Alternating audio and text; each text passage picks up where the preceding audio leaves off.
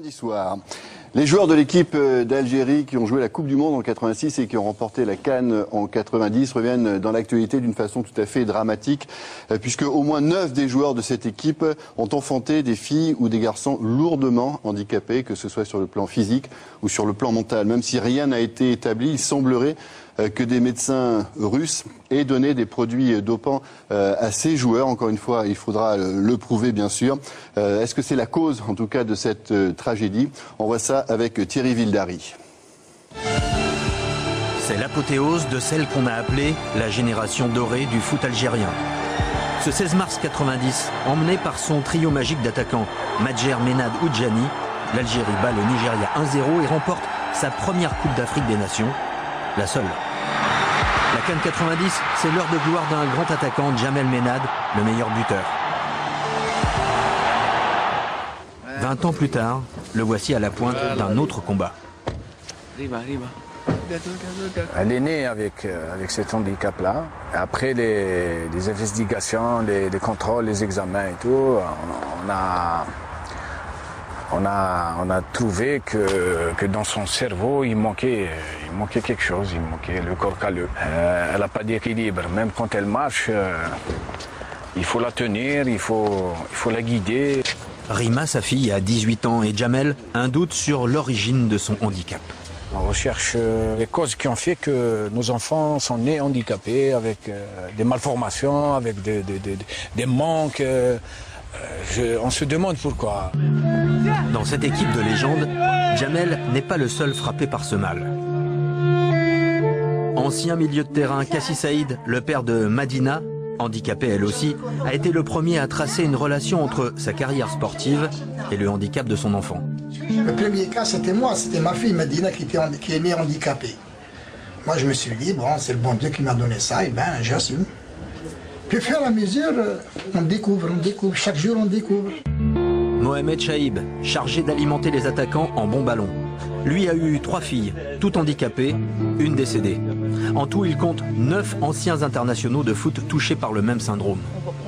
On s'est posé plusieurs fois la question, est-ce que notre carrière sportive est qui est la cause de qui est l'handicap de nos enfants?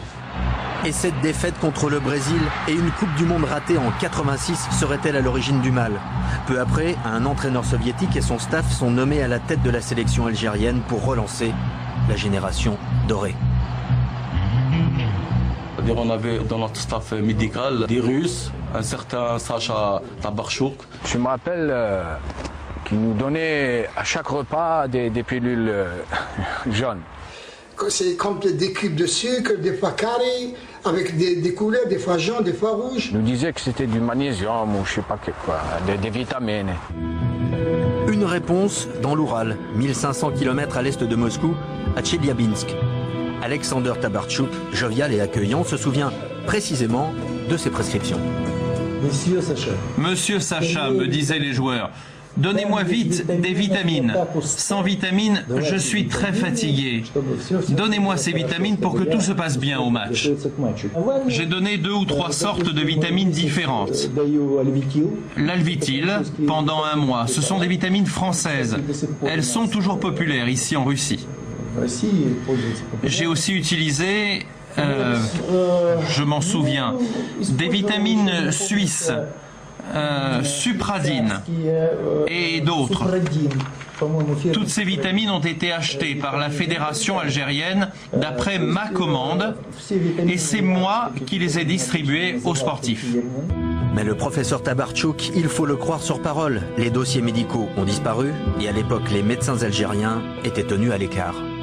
Il ne va pas dire qu'à l'époque on leur donnait des produits dopants. Ça c'est normal, c'est légitime.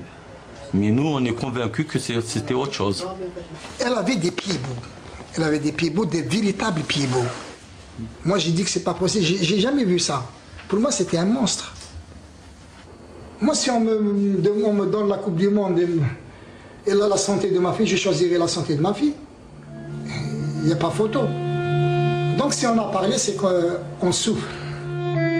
Pour Pour Jamel, Mohamed et Cassie, le problème touche aussi d'autres disciplines. Il compte pour l'instant 19 anciens sportifs, des athlètes, judokas, handballeurs des années 80.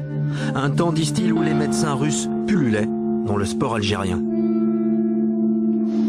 Donc à suivre, et un terrible avertissement en tout cas à tous ceux qui voudraient toucher, comme le dit Yannick Noah, à la potion magique.